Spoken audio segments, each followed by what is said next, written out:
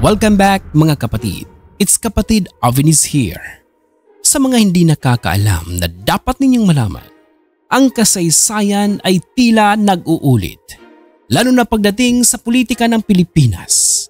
Isa sa mga pinakatampok na halimbawa nito ay ang nangyari noong 1966.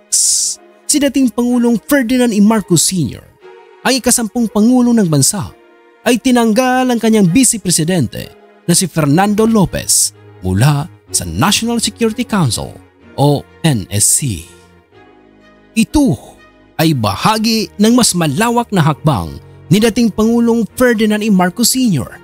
para patatagin ang kanyang kapangyarihan at bawasan ang impluwensya ng Vice Presidente sa pamahalaan. Si Fernando Lopez ay hindi lamang Vice Presidente. Siya rin ay nagsilbing kalihim ng kagawaran ng agrikultura at likas na yaman. Isang mahalagang posisyon noong panahong iyon. Kilala siya bilang isang mahusay na leader na may matatag na pananaw pagdating sa mga pulisya at mga pamamahala. Ngunit habang tumatagal, ang kanyang mga pananaw ay madalas na sumasalungat sa mga desisyon at plano ni dating Pangulong Ferdinand E. Marcos. Noong taong 1971, nagdesisyon si Lopez na magbitiw bilang miyembro ng kabinete ni Marcos. Sinabi niyang hindi niya matanggap ang patuloy na pagkakaiba nila ng pananaw, lalo na sa mahahalagang isyong pampulitika. Ang kanyang pagbibitiw ay nagpakita ng lalim ng tensyon sa pagitan ng Pangulo at ng pangalawang Pangulo noong panahong iyon. Ang ganitong uri ng alitan sa pagitan ng Pangulo at Vice Presidente ay hindi na bago para sa atin. Sa katunayan, ang relasyon ng dalawang pinakamataas na pinuno ng bansa ay madalas na puno ng pagsubok, lalo na kapag ang kanilang mga pananaw sa politika ay magkaiba.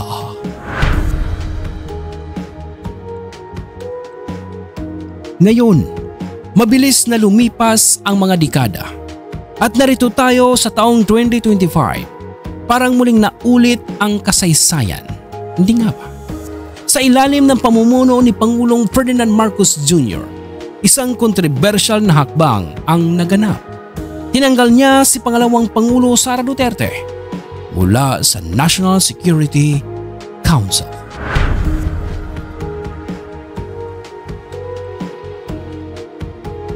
Ang desisyon na ito ay nagdulot ng usap-usapan at iba't ibang opinion mula sa publiko. Ano kaya ang mga dahilan sa likod nito? Ang mga kritiko ay nagsasabing ito ay bahagi ng politika upang mapanatili ang kapangyarihan ng Pangulo. Samantalang ang ilan naman ay naniniwala na ito ay resulta ng hindi pagkakaintindihan sa pagitan ng dalawang leader.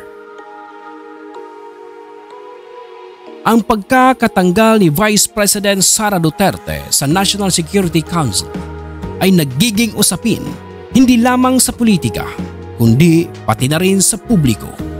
Marami ang nagsasabing kahawig ito ng ginawa ng kanyang ama na si dating Pangulong Ferdinand E. Marcos noong panahon ng martial law. Ngunit ang tanong ngayon, ito ba ay simpleng pag-uulit ng kasaysayan o ibang konteksto ang meron sa ngayon? Gusto mo mag-comment kapatid? Sige nga, nang malaman namin ang inyong mga opinion. Maraming salamat po. Ipagpatuloy natin. Ang National Security Council ay napakahalaga sa pamahalaan.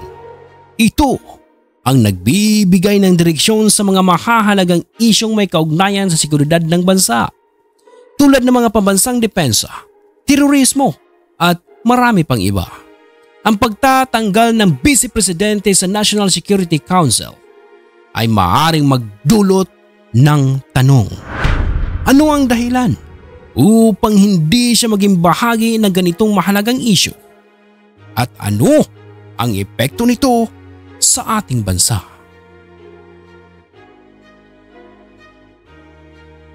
Kung babalikan natin, makikita natin na ang relasyon ng Pangulo at Vice Presidente ay laging mahalaga. ngunit madalas ding masalimuot. Sa kaso ni Marcos Sr. at Lopez, ang tensyon ay nauwi sa tuluyang paghihiwalay ng kanilang landas. Sa ngayon, may mga nagsasabing posibleng ganito rin ang mangyari sa pagitan ni Marcos Jr. at Duterte. Sa kasaysayan ng Pilipinas, ang relasyon ng Pangulo at Vice Presidente ay palaging nakaapekto sa takbo ng ating politika. Ang tanong ngayon, ang nangyayari ba sa 2025 ay tunay na pag-uulit ng kasaysayan? O ito ba ay dala ng isang bagong hamon na kinakaharap ng ating bansa?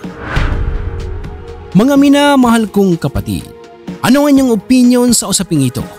Sa tingin ninyo ba, ito ay resulta ng personal na hindi pagkakaunawaan o bahagi ng isang mas malalim na estratehiya sa politika? I-share ang inyong saloobin sa comment section. Huwag kalimutang mag-subscribe at i-like ang video at i-follow kami para sa higit pang kwento sa kasaysayan at politika.